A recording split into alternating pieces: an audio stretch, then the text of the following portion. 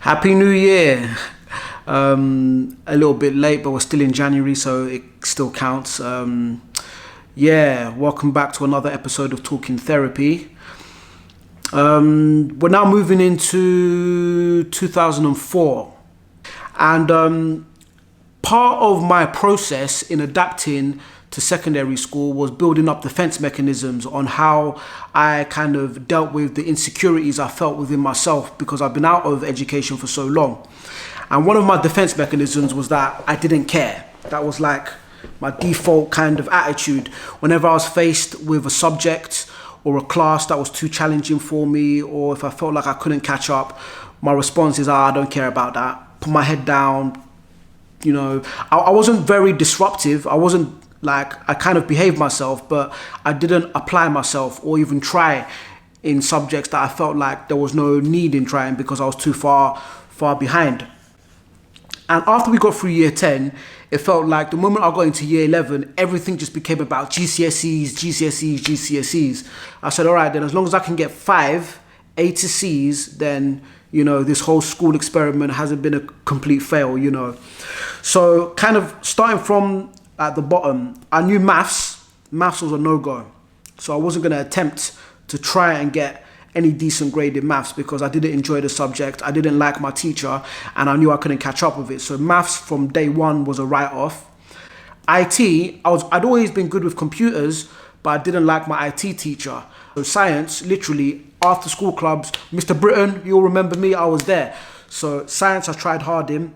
English, I was comfortable with that. History, I was aiming for A stars in history because I knew I was definitely going to get a C. And then PE was probably the easiest subject because the physical side of it I was fine with, and the coursework side kind of came to me quite naturally. So yeah, I wasn't too worried about getting an A to C in PE.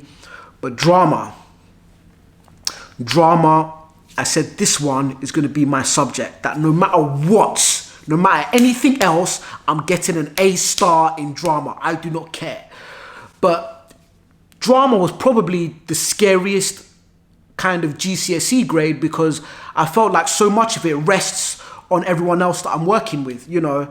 And people enjoy drama, like people enjoy the drama class and stuff, but I knew that no one else took this class. Well, there was a few people, but not many people, especially in my group anyway, in my GCSE group, that took this subject as serious as I was taking it.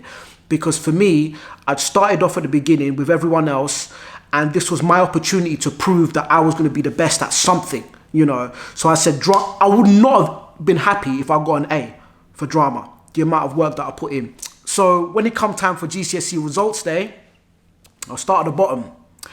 I got an E for maths, and I knew I was going to get an E because the calculator paper, I attempted it because there was a calculator. So I tried to do any little calculations I could, but the moment it was like, oh yeah, I don't know any of that. Fractions, divisions, later.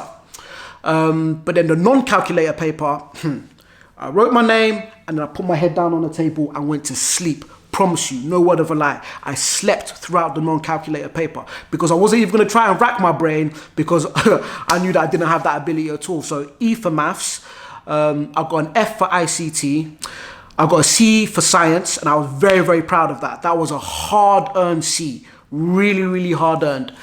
I got 2 B's for English language and English literature, which was, that was great for me. Like, yeah, exactly where I kind of thought my ability was at. I got an A star for PE, and then I got my A star for drama. And that feeling when I opened up that envelope and I just looked through and I just saw A star drama, I was like, yes, finally proof that I'm good at something.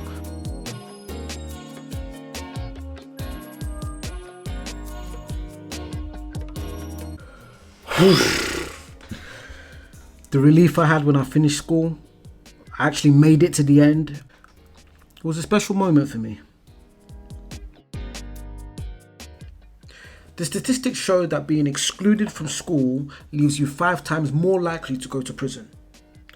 I was excluded twice and had 2 convictions on my record by the time I was 14.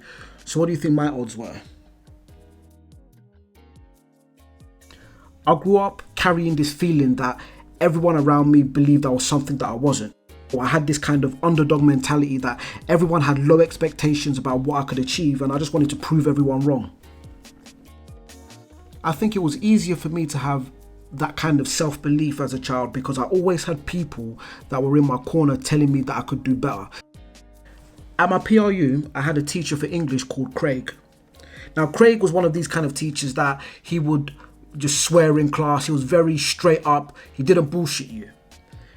And he would always tell me that, you know what, I can't believe you're still here. I can't believe the school hasn't taken you yet because you're not like half of the kids here, I can promise you that. He would always tell me that I didn't belong there. And because he was the kind of person that wouldn't really lie to you, I believed him. The last few lessons I had with him, I remember him saying, fuck the curriculum, let's just do something more interesting. And we spent the last 3 lessons I had with him going through magazines looking at adverts.